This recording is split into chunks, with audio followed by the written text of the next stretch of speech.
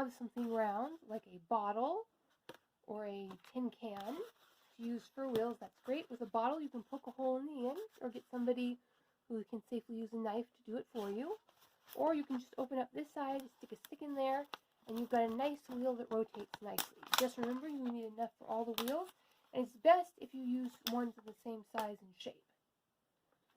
For the body, you can use a box. This is my beard trimmer box that I just got. It would make a very nice lower body for a Rover. Here's an Amazon box that it came in. This would also make a nice body for a Rover. Remember, if you're looking for something shining to put on to make stickers on the outside, duct tape, it's always good. But what if you don't have anything that you think will really work well for a wheel? Well, I'm going to take a piece of cardboard I have here from another Amazon box. Now remember, whenever you're cutting, always cut away from your body and have it be supervised by an adult. All right, let's take a look down here. So here is my wheel. Where is my wheel, do you ask? Right here. So first, I'm going to cut this cardboard in half. Note how I always angle the knife away from my hand and away from my body. That way, if it slips, you don't cut yourself.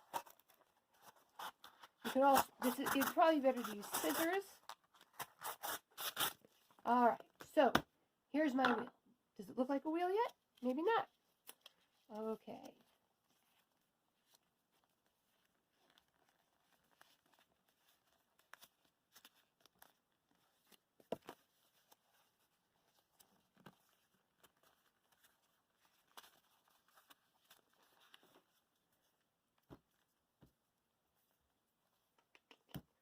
All right, and now for it's the greatest Where's Waldo search of all time. Where is the end of the duct tape? There we go. All right. Now, first I'm just going to tear off a little piece to secure that.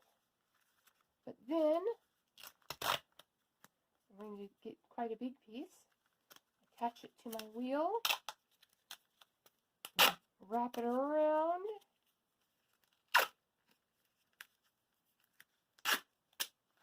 Whoopsie. I gotta keep my hands where the camera can see them.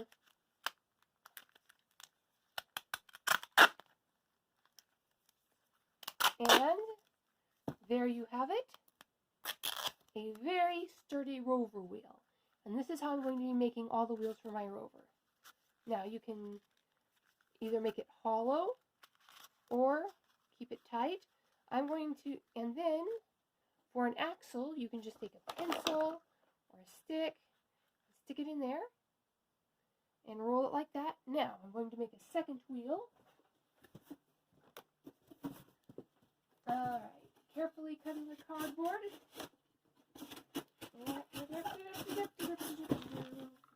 Carefully cutting the cardboard, carefully cutting the cardboard. Remember, follow your house rules when cutting cardboard.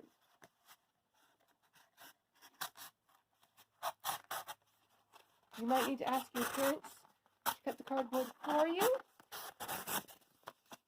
All right. Rolling, rolling, rolling. Now, it might be good to rip off your first piece of duct tape beforehand and have it handy and ready to grab.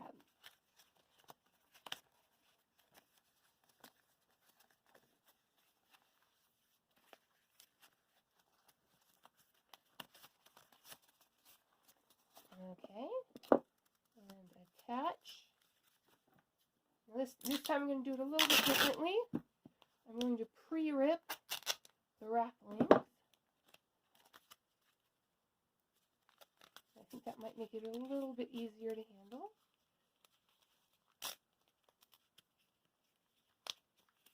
I'm going to rip another one from the other side.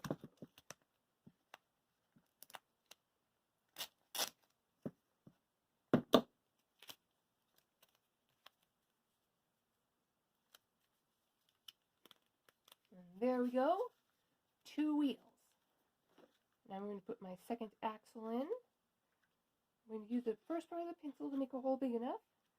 Then I'm going to stick the eraser end in. Do the same thing for the other one. So, there we have 2 wheels. Now here I have my Rover body. I'm going to choose a place just about this far up above. Now you could use a knife, but with cardboard this thin, a pin will do just as well. Okay, make sure you make the hole at the same spot on the other side.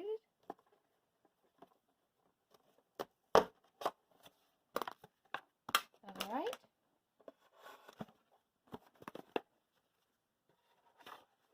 And there you have the first draft of the Rover, minus the rear wheels. Okay, this is a very simple version. The wheels come straight off the side, so the axle length is, and the height. This Rover couldn't go over very large rocks. To do that, you need to put the wheels down at an angle, and then they can't really run over the ground, so you need to have a joint here. But for our purposes, this makes a very good wheel set.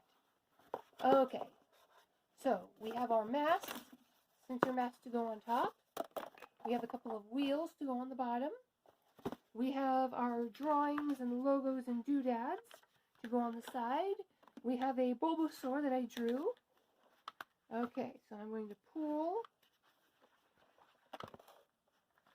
Alright, so since you've got all your materials, you've got your glue, you've got your tape, you've got your wheels, you've got this, you've got that, it's time to start thinking about building your Rover.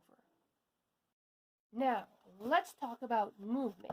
If you're just making a toy for yourself to play with, this is really good. You've got a nice sturdy box. It can go forward, it can go backwards, but you've always got to have your hand on it.